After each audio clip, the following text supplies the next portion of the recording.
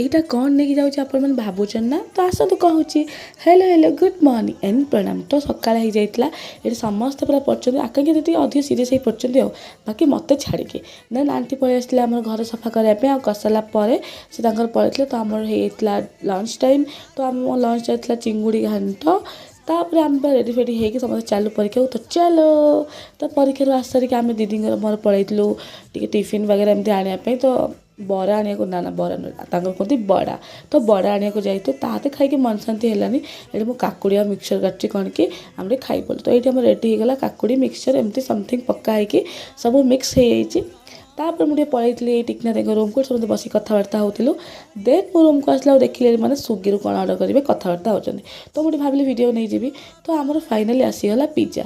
ଭାଇରେ ମୁଁ first time pizza ଖାଉଛି, ବାକି ଟେଷ୍ଟ ଠିକ୍ ଠାକ୍ ଥିଲା। ମୁଁ ତ ଫାର୍ଷ୍ଟ ଟାଇମ୍ କହୁଛି, ଆଉ କ'ଣ କହିବି। ଯେଉଁମାନେ ଖାଇଥିବେ ସେମାନେ ଜାଣିଥିବେ ଟେଷ୍ଟଟା କେମିତିକା। ତ ଏଇଠି ଆମେ ଟିକେ ଚେସ୍ କରି ନେଇଥିଲୁ, କଷିଲା ପରେ ମୋତେ ଆଗ ଭିଡ଼ିଓ ନା, ତ ଭିଡ଼ିଓ କରିସାରିଲା ପରେ ୟାର ବି ଟିକେ ଭିଡ଼ିଓ ନେଇଥିଲା, ଆଉ ଦୁଇଟା ଖାଇଦେଇଛି। ନେଇକି ଆସିଥିଲା ଦେଖିପାରୁଥିବେ, ଏବେ ନେଇକି ଯାଉଛନ୍ତି। ଯା ବାଏ ବାଏ, ଆସନ୍ତାକାଲି ପୁଣି ଆମ ପାଇଁ ନେଇକି ଆସିବେ। ଏତିକି ଖାଇସାରିଲା ପରେ ବି ଆମ ପେଟର ଜାଗା ଥିଲା, ଆମେମାନେ ଯାଇଥିଲୁ ଆଣିବା ପାଇଁ ଡିନର୍। ତ ଡିନର୍ରେ ଥିଲା ରୁଟି ଆଉ ଡାଲମା, ପିଆଜ ନେଇକି ଆସିଥିଲି ଖାଇବୁ ବୋଲି। ତ ଆଜି ପାଇଁ ଏତିକି ରହିଲା, ଟାଟା।